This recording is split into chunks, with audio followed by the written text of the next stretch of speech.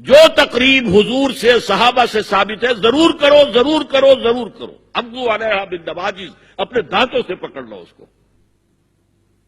اور جو تقریب ثابت نہیں حضور سے اور صحابہ سے، یقیناً یہ کہیں باہر سے آئی ہے.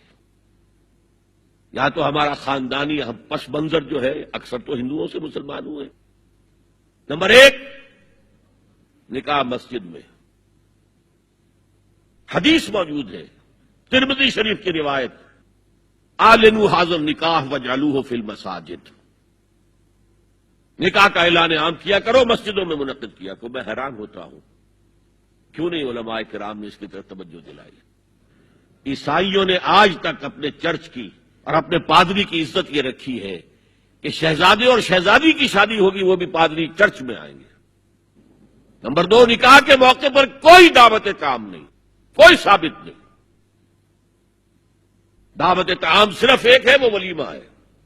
اور اس قدر معقول بات ہے،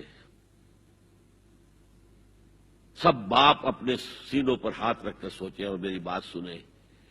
کیا بیٹی کو گھر سے رخصت کرنے کا وقت جو ہے وہ خوشی کا وقت ہوتا ہے؟ خوشی نہیں ہے ماں، صرف یہ ہوتا ہے اے سائی آف ریلیف کہ ایک ذمہ داری کا بوجھ تھا، اللہ نے آج پورا کرا دیا، اتروا دیا بوجھ. تو ان سے مرغ پلاؤ کھانا اور متنجن کھانا کوئی معقول بات نہیں ہے. معقول بات کیا ہے؟ لڑکا، اس کا گھر آباد ہوا ہے، وہ ولیمہ کرے.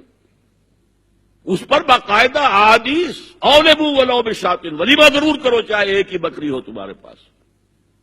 ذبح کرو، کاٹو، کھلاؤ گوشت اپنے دوستوں کو، احباب کو. یہاں تک کہا کہ بئس طعام الولیمہ، برا کھانا ہے ولیمے کا کہ اس میں غریبوں کو نہیں بلایا جاتا.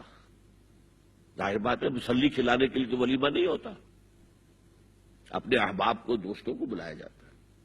پھر بھی میں تم سے کہتا ہوں کہ جسے ولیمے کے لیے بلایا جائے وہ اگر نہیں جائے گا تو اللہ اور اس کے رسول کے حکم کی نافرمانی کرے. تو جس رسول نے اتنی تفصیل سے حکم دیا ہو ایک دعوت کا، وہ دوسری دعوت میں بھی خیر ہوتا میں بیان کرتا. جب نکاح مسجد میں اور کوئی دعوت طعام نہیں تو بارات کا تصور خلاص. بارات کس بلا کا نام ہے؟ قرآن میں تو کوئی ذکر ہی نہیں، عربی میں یہ لفظ ہی نہیں. اجتماع طرفین مسجد میں ہوا، نکاح ہوا. لڑکی کو، حضرت فاطمہ کو رضی اللہ تعالی عنہا، کچھ خواتین جا کر چھوڑ آئی تھی اس حجرے میں جو ایک انصاری صحابی نے حضرت علی کو دیا تھا. ان کا تو کوئی گھر بھی نہیں تھا.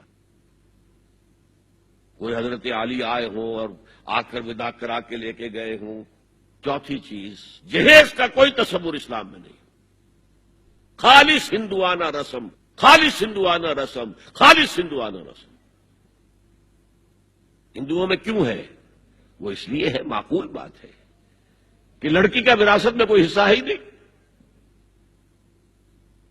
وہ تو جب گھر سے نکل رہی ہے وہ دے دلا کے رخصت کر دو. دان دہیج یہ خیرات ہے، لڑکی کا حق کوئی نہیں ہے گھر پر. اسلام میں تو لڑکی وارث ہے. والد فوت ہوں گے، وراثت تقسیم ہوگی. والدہ فوت ہوگی، کوئی ان کی ہے ملکیت، وہ تقسیم ہوگی. شادی کے موقع پر کوئی جہیز اسلام میں نہیں، قطعاً نہیں. غلطی سے حضرت فاطمہ کے جہیز کو جہیز کہہ دیا گیا. وہ جہیز کیا تھا؟ ایک پیسہ بھی حضور کے اپنی جیب سے نہیں تھا. اس شادی میں خاص بات کیا تھی کہ دولہا کے ولی بھی حضور ہی ہے. اور کون ہے؟ علی کا کون تھا مدینے میں؟ اور دلہن کے والد بھی حضور ہیں. اب حضور پوچھتے ہیں حضرت علی سے، تمہارے پاس مہر دینے کے لیے کچھ ہے؟ عرض کیا میرے پاس تو کچھ نہیں. وہ فقراء صحابہ میں سے تھے. فرمایا مہر تو دینا ہے. تمہارے پاس ایک زرہ ہوتی تھی؟ جی ہاں زرہ تو ہے. انہوں نے یہ سمجھا زرہ تو جہاد کے لیے ہے، کوئی وہ دولت تو نہیں ہے. فرمایا جاؤ اسے بیچو یا گروی رکھ کے قرض لے کر آؤ. وہ گئے، حضرت عثمان نے خرید لی اور کچھ دنوں کے بعد واپس کر دی ہدیتاً. یہ زرہ میں ہدیہ آپ کو کر رہا ہوں. اس وقت اگر کہتے چھوڑو علی، کہاں تو لو میں پیسے دے دیتا ہوں تمہیں، تو ان کی طبیعت پر بار ہوتا.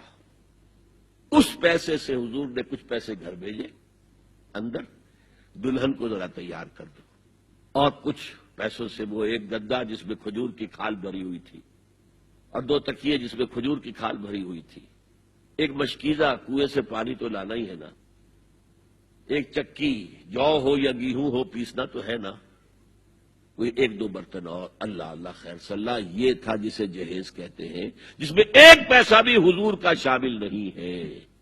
وہ حضرت فاطمہ کا مہر تھا جس سے بنایا گیا، ورنہ مدینے ہی میں دوسری آپ کی صاحبزادی کا نکاح حضرت عثمان سے بھی ہوا، کہیں ذکر ہے جہیز کا؟ حضرت عثمان کا گھر بھرا ہوا، ہر چیزیں موجود، وہاں تو پھر جہیز کا تذکرہ نہیں۔ بہرحال یہ شادی کو آسان کرو، زنا کو مشکل بناؤ۔ یہاں شادی کے لیے 9 من تیل ہوگا تو رادھا ناچے گی، ورنہ یہ کہ بڑی ہو رہی ہے، عمر ہو رہی ہے، سب کچھ ہو رہا ہے، لیکن کچھ تقاضے تو ہے نا، آخر کچھ تو کرنا ہوتا ہے نا، آخر کچھ نہ کچھ لوگوں کو تو کھانا کھلانا ہی ہوتا ہے نا، بارات تو آخر آئے گی ہی نا، کچھ نہ کچھ تو دینا ہی ہوگا، کچھ جوڑے کپڑے، کچھ یہ۔ اسلام کا فلسفہ جو میں نے 4-5 باتیں آپ کو بتا، فلسفہ یہ ہے کہ لڑکی کے باپ پر 1 پیسے کا بوجھ نہیں، اس نے لڑکی پال پوس کے تمہارے حوالے کر دیا، اب اور کیا چاہتے ہو تم؟ سارا مرد آزماں مرد آفرین، مرد کو چیلنج دیا ہے، تم مرد ہو، مہر تم دو گے، اور سب سے بڑھ کر کیا ہو رہا ہے آج کل بھی ہوتا ہے، وہ ہمارے ایک کچھ کام ہوتے ہیں اسلامی، وہ بھی ہے، کچھ وہی ہندوانہ پس منظر۔ نکاح کی محفل میں چھوارے کون لے کے آتا ہے؟ لڑکے والے، اور پلاؤ کن سے کھاتے ہیں؟ بھائی جس کو تمہیں مرغ پلاؤ کھلا رہا ہے وہ چھوارے نہیں بانٹ سکتا تھا؟ یہ ہے اسلام اور غیر اسلام کا امتزاج۔ چھوارے لڑکے والے لے کر آئیں گے اور پھر دعوت اڑائیں گے لڑکی والوں کی طرف سے۔